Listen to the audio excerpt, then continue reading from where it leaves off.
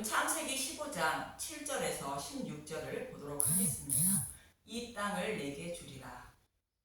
하나님은 포로로 잡혀간 롯을 구하고 보복에 두려워 떨고 있는 아브라함을 찾아오셔서 내가 내 방패여 내 상급이니 두려워하지 말라 말씀하셨습니다. 그리고 하늘의 목별을 바라보게 하시며 내 자손이 이와 같으리라 말씀하셨습니다. 이 말씀은 아브라함의 후손으로 메시아를 보내주셔서 죄를 대속해 주시고 그를 믿는 자들을 구원하여 하늘의 목별처럼 많게 하실 것임을 말하는데, 아브라함이 이 약속의 말씀을 곧 복음을 믿음으로 하나님은 이를 의로 여기셨다고 말씀하셨습니다. 이 약속의 말씀은 메시아 언약으로 아브라함처럼 여호와 하나님이 약속하신 메시아 언약을 믿는 사람을 의롭다 여겨 주신다는 것입니다. 그래서 복음을 믿은 아브라함을 의로 여기셨다고 말씀하고 있는 것입니다. 그리고 이처럼 메시아 언약인 예수님을 믿는 믿음을 가진 구원받은 사람이 하늘의 목별처럼 많게 하시고 그들에게 가나안 땅을 기업으로 주신다고 말씀하고 있는데, 어떻게 가나안 땅을 기업으로 주실 것인지 본문 7절부터 보도록 하겠습니다. 창세기 15장 7절. 또 그에게 이르시되 나는 이 땅을 내게 주어 소유를 삼게 하려고 너를 갈대아인의 우르에서 이끌어낸 여호와니라. 하나님은 아브라함에게 가나안 땅을 기업으로 주시기 위하여 갈대아 우르에서 이끌어내셨다는 것입니다. 이렇게 약속하신 하나님은 아브라함에게 발 붙일 만한 땅도 유업으로 주시지 않았다는 것입니다. 사도행전 7장 5절. 그러나 여기서 발 붙일 만한 땅도 유업으로 주지 아니하시고 다만 이 땅을 아직 자식도 없는 그와 그의 후손에게 소유로 주신다고 약속하셨으며, 이처럼 아브라함에게 발 붙일 만한 땅도 주시지 않았으며 자손을 낳지 못하는 아브라함에게 자손들에게 이 땅을 기업으로 주신다고 약속하신 것입니다. 그리고 이 약속의 말씀대로 아브라함의 후손인 이스라엘 백성에게 약속의 땅을 기업으로 주신 것입니다. 이 말씀은 아브라함처럼 복음을 믿는 믿음의 백성에게 하나님 나라를 기업으로 주실 것을 모형하고 있는 것입니다. 이 약속의 말씀을 들은 아브라함은 본문 8절에 이렇게 말합니다. 창세기 15장 8절. 그가 이르되 주 여호와여 내가 이 땅을 소유로 받을 것을 무엇으로 알리이까. 가나안 땅에 가나안 백성들이 살고 있는데 이 땅을 어떻게 기업으로 주실 수 있는지 묻고 있는 것으로, 사탄의 노예로 살아가는 저와 여러분이 사탄의 노예에서 해방되어 어떻게 하나님 나라를 기업으로 받을 수 있는지 알려달라는 말씀입니다. 아주 중요한 말씀으로 저와 여러분을 어떻게 구원하실 것인지 말씀하고 있는 장면인 것입니다. 여호와 하나님은 이 질문에 답을 하시고 계시는데 본문 9절을 보도록 하겠습니다. 창세기 15장 9절. 여호와께서 그에게 이르시되 나를 위하여 3년 된 암소와 3년 된 암염소와 3년 된 순양과 산 비둘기와 집 비둘기 새끼를 가져올지니라. 나를 위하여 3년 된 암소와 3년 된 암염소와 3년 된 순양과 산 비둘기와 집 비둘기 새끼를 가져오라는 것은 하나님의 이름을 위하여 타락한 자신의 백성을 구원하시기 위하여 예수님을 대속제물로 내어주실 것을 말하는데, 예수님이 3년의 공생애를 마치고 십자가에 대속제물로 쪼개질 것을 말합니다. 그리고 여기에서 나오는 제물은 레위기에 나오는 제물의 종류로 모두 예수님을 상징하고 있는 제물들로 소와 양과 염소 그리고 산 비둘기와 집 비둘기 새끼를 번제물로 드리라는 것은 부자와 가난한 자 모두 제물을 드릴 수 있도록 정하신 것으로, 누구나 제물을 드려 제사함을 받을 수 있다는 뜻으로 누구나 돈 없이 값 없이 포도주와 젖을 사서 먹고 예수님을 믿어 구원을 받을 수 있다는 뜻입니다. 재물이 많은 사람들은 소나 양이나 염소를 드리고 재물이 없이 드리지 못하는 사람들은 비둘기 새끼라도 드리면 죄사함을 받을 수 있다는 것입니다. 그래서 누구나 죄사함을 받을 수 있다는 뜻으로 재물의 종류를 말씀하고 있는 것입니다. 이 말씀을 듣고 아브라함은 재물을 가져다가 재물을 드리게 됩니다. 본문 10절에서 12절을 보면 창세기 15장 10절 아브라함이 그 모든 것을 가져다가 그 중간을 쪼개고 그 쪼갠 것을 마주 대하여 놓고 그 새는 쪼개지 아니하였으며 재물을 쪼갰다는 것은 육신의 완전한 죽음을 말하는 것으로 번제물 대신 예수님이 십자가에서 달리셔서 육신이 완전히 죽을 것을 의미합니다. 창세기 15장 11절 솔개가 그 사체 위에 내릴 때에는 아브라함이 쫓았더라. 재물의 사체는 예수님의 살과 피를 상징하는 것으로 복음의 말씀을 말합니다. 복음의 말씀은 하나님 백성만 먹을 수 있다고 예수님은 말씀하십니다. 마태복음 13장 11절 대답하여 이르시되 천국의 비밀을 아는 것이 너희에게는 허락되었으나 그들에게는 아니 되었나니. 이 말씀처럼 예수님의 살과 피인 복음의 말씀은 택하신 하나님 백성에게만 허락되었다는 것으로 사탄들에게는 먹지 못하도록 하신다는 것입니다. 하나님 백성이 아닌 자들은 복음의 말씀을 먹지 못하게 하신다는 뜻입니다. 창세기 15장 12절 해질 때에 아브라함에게 깊은 잠이 임하고 큰 흑암과 두려움이 그에게 임하였더니. 여기서 아브라함은 예수님을 상징하는 것으로 예수님이 십자가에서 달리셔서 죽으실 때 깊은 잠에 들었을 때에 큰 흑암으로 두려움이 임하게 되는 모습과 같은 것입니다. 이 말씀을 하고 있는 마태복음 27장 45절을 보도록 하겠습니다. 마태복음 27장 45절 영원히 떠나시다 제 6시로부터 온 땅에 어둠이 임하여 제 9시까지 계속되더니. 온 땅에 어둠이 임하자 백성들은 두려움에 떨어야 했던 것입니다. 그리고 해질 때라는 것은 심판의 날이 임하기 전을 말하는데 심판의 날이 임하기 전에 빛이신 예수님이 흑암에 찾아오셔서 죽으시고 부활하여 복음으로 자신의 백성을 구원하실 것을 말합니다.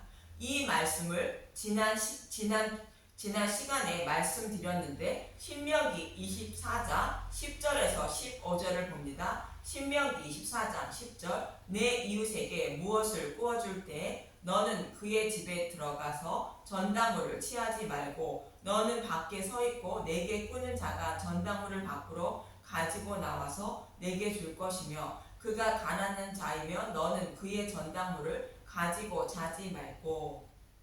이웃에게 무엇을 구워준다는 것은 하나님이 자신의 백성들인 저와 여러분에게 메시아 언약을 통하여 구원하실 것을 약속하신 것을 말하며 정당물은 약속의 말씀을 이루어 주시는 것을 의미합니다. 그리고 그가 가난하다는 것은 복음을 알지 못하는 것을 말하는 것으로 그의 전당물을 가지고 자지 말라는 것은 해지기 전에 복음을 전해주어 구원받게 해야 한다는 뜻인 것입니다. 그래서 하나님은 심판의 날이 임하기 전에 그 약속의 말씀인 전당물을 돌려주신다고 13절은 말합니다. 신명기 24장 13절 해질 때에 그 전당물을 반드시 그에게 돌려줄 것이라. 그리하면 그가 그 옷을 입고 자며 너를 위하여 축복하리니 그 일이 내 하나님 여호와 앞에서 내 공의로움이 되리라. 해질 때는 심판의 날을 말합니다. 복음을 모르는 가난한 자에게 심판의 날이 이르기 전에 복음을 가르쳐 주어야 의의 옷을 곧 가죽옷을 입고 그 구원을 받을 수 있다는 뜻이며 이 약속의 말씀대로 예수님을 심판의 날이 되기 전에 복음을 밝히 드러내기 위하여 대속 제물로 내어주신 것입니다. 그리고 이번에는 복음을 모르는 가난한 자를 품꾼에 비유하여 말씀하고 있습니다. 14절에서 15절을 보도록 하겠습니다. 신명기 24장 14절 공궁하고 비난한 품꾼은 너희 형제든지 내 땅 성문 안에 우거하는 객이든지 그를 학대하지 말며 그 품삯을 당일에 주고 해진 후까지 미루지 말라. 이는 그가 가난함으로 그 품삯을 간절히 바람이라. 그가 너를 여호와께 호소하지 않게 하라. 그렇지 않으면 그것이 내게 죄가 될 것임이라.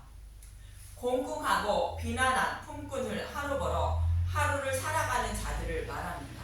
그들에게 품삯을 당일에 주지 않으면 굶어야 하는 것처럼 복음을 알지 못하는 자에게 복음을 밝히 드러내어 심판의 날이 임하기 전에 전해주지 않으면 심판을 받게 된다는 뜻입니다. 그래서 하나님은 심판의 날이 임하기 전에 품삯을 주신다는 것으로 복음의 말씀을 밝히 드러내어 주신다는 것입니다. 이처럼 복음을 알지 못하는 하나님 백성들은 심판의 날이 임하기 전에 복음을 밝히 드러내어 생명의 양식인 복음을 전해주길 간절히 바라고 있다는 것입니다.